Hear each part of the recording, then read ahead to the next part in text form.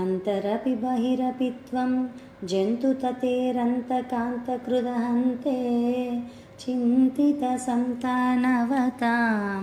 सन्ततमपि तन्तनीषि महिमानं गिरां दूरौ चोरौ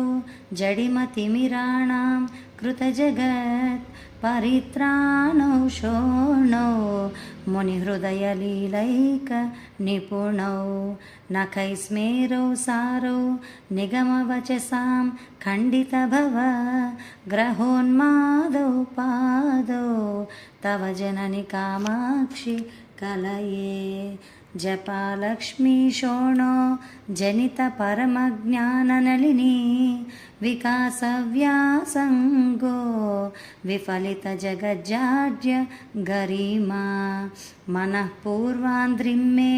तिलकयतु कामाक्षि तरसा तमस्काण्डद्रोही तव चरणपाथोजरमण वरीवर्तुस्ते मा त्वयि मम गिरां देवि मनसो नरीनर्तु प्रौढा